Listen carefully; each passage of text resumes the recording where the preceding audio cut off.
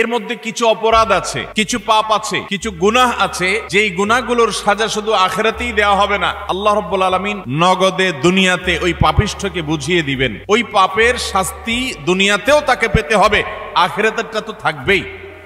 এরকম কিছু পাপ এবং অপরাধ কোরআন এবং হাদিসে বর্ণিত হয়েছে। এরকম 10টি পাপ, 10টি অপরাধের কথা আজ আমরা জানবো ইনশাআল্লাহ।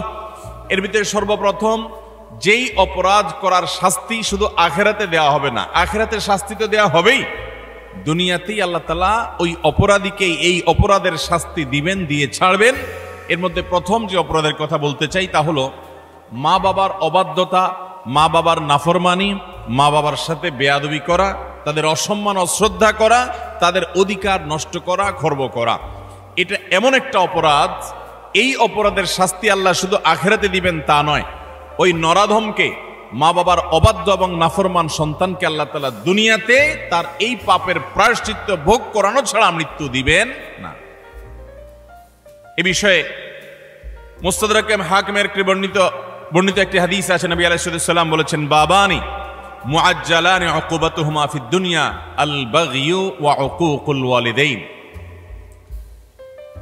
মা বাবার নাফরমানি এর শাস্তি দুনিয়াতে নগদ দেওয়া হবে, আখিরাতটা তো আছেই। সেটা কখনো কখনো হতে পারে তার অবাধ্য সন্তানকে দিয়ে তাকে আল্লাহ তাআলা শাস্তি দিবেন, সেটা যেমন হতে পারে। আবার এমনও হতে পারে তার সন্তান নেই, কিংবা সন্তানরা অবাধ্য না, আল্লাহ তাআলা তাকে অন্যভাবে অপমান অপদস্থ করে, লাঞ্ছনা দিয়ে, কষ্ট দিয়ে, তার থেকে নেয়ামত ছিনিয়ে নিয়ে কোনো না কোনো ভাবে আল্লাহ তাআলা তাকে শাস্তি দিবেনই দিবেন। তবে হ্যাঁ, যেই কোনো অপরাধের পর যদি কোনো মানুষ আল্লাহর কাছে তওবায়ে নাসুহা করে, খাঁটি অন্তরে তওবা করে, লজ্জিত হয়, মাপ চায়, ফিরে আসে, তার কথা ভিন্ন, আল্লাহ তাআলা তাকে মাফ করবেন। কারোর যদি বাবা মা দুনিয়াতে বেঁচে থাকেন আর বাবা মার প্রতি তার কখনো অশ্রদ্ধা হয়, অসম্মান হয়, বেয়াদবি হয়, তাহলে সেটার প্রায়শ্চিত্ত হলো বাবা মার কাছে মাপ চাওয়া, চোখের পানি ফেলে দিয়ে। যতক্ষণ পর্যন্ত অন্তর থেকে তারা ক্লিয়ারেন্স না দিবেন যে ঠিক আছে তোমার ব্যাপারে আর কোনো দুঃখ আমার অন্তরে নেই, ততক্ষণ পর্যন্ত মা বাবার কাছে ক্ষমা চাইতে থাকা, এটা হলো এই অপরাধের তওবা। এখানে শুধু মুখে আস্তাগফিরুল্লাহ বললে কখনো তওবা হবে না, বরং মা বাবার কাছে মাপ চাইতে হবে। আপনি যদি আপনার স্ত্রী সন্তানদের সামনে, মা বাবার সামনে বেয়াদবি করেন, তাহলে তাদের সামনেই আবার তাদের কাছে মাপ চাইতে হবে। আপনি যদি কারোর সামনে বাবা মাকে অসম্মান করে থাকেন, তাদের কোনো নির্দেশ লঙ্ঘন করে থাকেন, তাচ্ছিল্য প্রদর্শন করে থাকেন, ওই মানুষগুলোর সামনেই আবার আপনাকে প্রায়শ্চিত্ত করতে হবে। এটি হলো মা বাবার কাছে ক্ষমা চাওয়ার পদ্ধতি। আর যারা হতভাগাদের কাতারে পড়ে গেছেন, মা বাবার দুজনেই অথবা দুজনের কোনো একজনকে হারিয়ে ফেলেছেন, এখনো পর্যন্ত তাদের সাথে কৃত অপরাধ এবং জুলুম, অবিচার, যেটা আল্লাহ তাআলা সহ্য করবেন না, সে অপরাধের প্রায়শ্চিত্ত আপনি করতে পারেন নাই, দুনিয়া থেকে চলে গেছেন, তারা কিভাবে প্রায়শ্চিত্ত করবেন?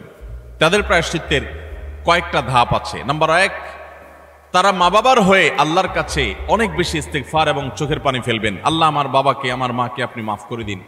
নামাজ পড়ে পড়ে ভোর রাতে তাহাজ্জুদের সময়, জুমার দিন মাগরিবের আগে, আসরের পরে সূর্যাস্ত যাওয়ার সময়, গুরুত্বপূর্ণ দোয়া কবুলের কিছু সময় আছে, এই সময়গুলোতে হাত তুলে আল্লাহর কাছে চোখের পানি ফেলে মাপ চাইবেন। আল্লাহ, আমার বাবার প্রতি আমি অনেক অনেক অবিচার করেছি, আমার মায়ের প্রতি আমি অনেক অশ্রদ্ধা প্রদর্শন করেছি, যেটা আমার করা উচিত হয়নি।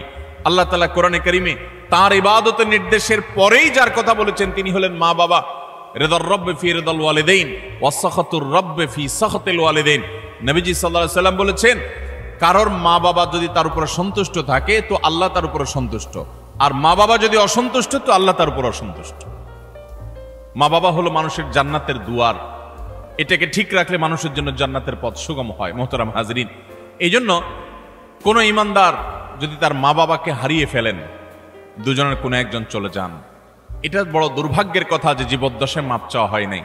প্রায়শ্চিত্ত করার জন্য প্রথম কাজ হলো মা বাবার হয়ে অনেক বেশি বেশি ইস্তিগফার করা, ক্ষমা প্রার্থনা করা, তাদের হয়ে আল্লাহর কাছে আপিল করা, দোয়া করা, আল্লাহ তাদেরকে মাফ করে দিন। এই কাজটি অনেক বেশি পরিমাণে করতে থাকা, দিল থেকে করতে থাকা এক।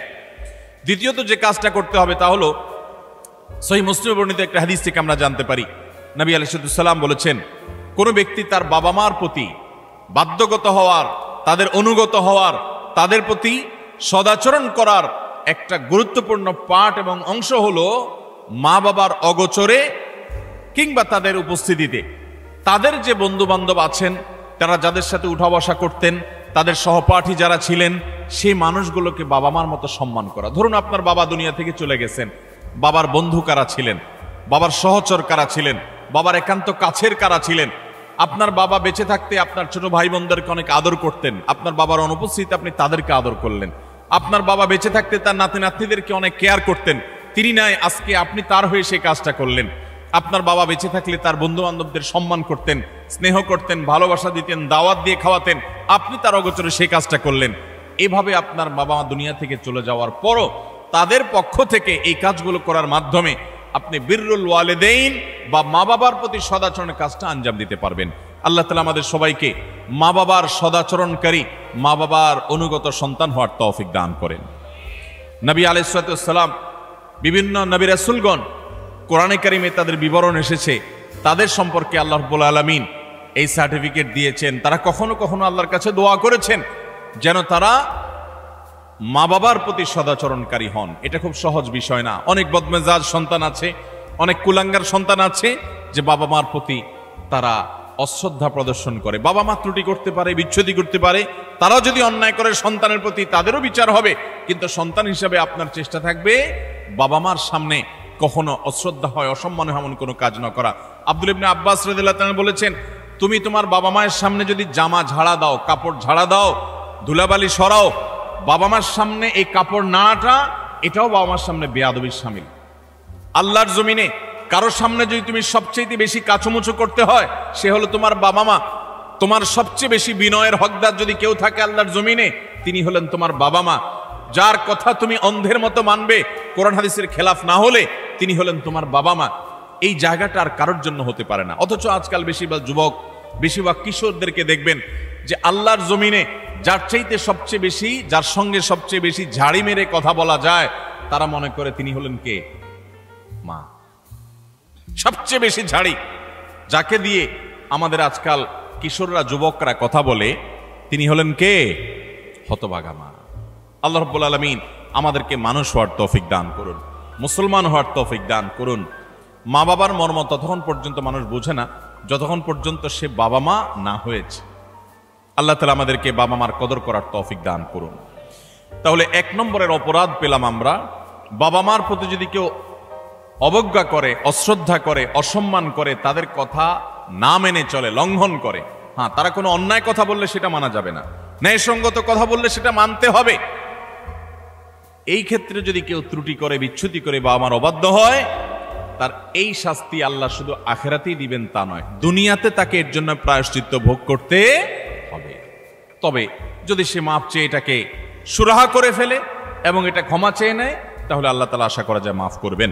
নাম্বার 2, কারোর প্রতি জুলুম, কারোর প্রতি অবিচার, গায়ের জোর খাটানো, মাস্তানি গুন্ডামি করা, প্রভাব প্রতিপত্তি দেখানো, যে কাউকে দুর্বল পেয়ে তার উপরে চড়াও হওয়া, কাউকে ঠেকিয়ে ঠকিয়ে নিজের কাজ সিদ্ধ করা, এই মানুষের প্রতি জুলুম, অবিচার, এটার শাস্তি আল্লাহ তাআলা দুনিয়াতে দেন। পৃথিবীর ইতিহাসে এমন একজন জালেম দেখাতে পারবেন না যে জালেম জুলুম করেছে আর তার প্রায়শ্চিত্ত তাকে দুনিয়াতে পেতে হয়নি। পৃথিবীর ইতিহাসের সর্বপ্রথম জালেম, মানব সভ্যতার, মানব ইতিহাসের সর্বপ্রথম জালেম ছিল কাবিল, আদম আলাইহিস সালামের ছেলে কাবিল। সে জুলুম করেছে নিজের আপন ভাই হাবিলের প্রতি। আল্লাহ তাআলা তার মুখ সম্মোচন করে দিয়েছেন, তাকে অপমান অপদস্থ করেছেন, তার এই কুকর্ম আল্লাহ তাআলা ফাঁস করে দিয়েছেন। এটি ছিল আল্লাহর পক্ষ থেকে তার জন্য দুনিয়ার শাস্তি, আখিরাতের শাস্তি তো আছেই। পৃথিবীর ইতিহাসে বহু জালেম গিয়েছে, নমরুদ জুলুম করেছে, আবু জাহাল জুলুম করেছে, উতবা সাহেবা জুলুম করেছে, অনেক পরাশক্তি জুলুম করেছে। আল্লাহ তাআলা তাদের প্রত্যেককে অপদস্থ করেছেন, অপমান করেছেন, তাদের মুখ সম্মোচন করেছেন, তাদের শাস্তি দিয়েছেন। তবে আল্লাহ ছাড় দেন, আল্লাহ ছাড় দেন। আল্লাহ বলেছেন, ইন্নামা নুমলি লাহুম, আমি ছাড় দিয়ে রাখি, ইন্না কাইদি মাতিন। ছাড় দেওয়ার পরে যখন ধরি, সে ধরাটা হয় বড় শক্ত, সেটা থেকে বাঁচার কোনো উপায় থাকে। জুলুম এমন অপরাধ, কোন মুসলমান যদি কোনো হিন্দুর প্রতি জুলুম করে, কোন নামাজি মানুষ যদি কোনো বেনামাজির প্রতি জুলুম করে, কোন ধার্মিক মানুষ যদি কোনো অধার্মিক মানুষের প্রতি জুলুম করে, তারপরও আল্লাহ তাআলার সাহায্য ওই মাজলুমের প্রতি থাকে, হোক সে অমুসলিম, হোক সে অন্য ধর্মের মানুষ, কারণ জুলুমকে আল্লাহ কখনো সহ্য করেন। ভাইরা আমার, পশু পাখি তাদের কোনো জান্নাতও নাই, জাহান্নামও নাই। পশু পাখির কোনো জান্নাত জাহান্নাম আছে? তাদের কোনো ইবাদত বন্দেগী আছে? আল্লাহ তাআলা কিয়ামতের দিন গরু ছাগলকে জিজ্ঞাসা করবেন, তোমার যৌবনকাল কিভাবে কাটাইছো? ঘাস খায় কাটছো নাকি শুয়ে শুয়ে কাটছো? আল্লাহ জিজ্ঞাসা করবেন। জিজ্ঞাসাবাদ হবে মানুষের এবং জিনের। পশু পাখির কোনো জিজ্ঞাসাবাদ হবে? পশু পাখির আল্লাহ জিজ্ঞাসা করবেন, ঘাস বেশি খাইছো কিনা, অপচয় করছো কিনা? তোমার মালিক তোমাকে ঘাস খাইতে দিছে, অর্ধেক খাইছে আর অর্ধেক ফালাইছো, অপচয় করছো, জবাব দাও। এরকম কোনো কথা আছে হাদিস কোরআনে? নাই।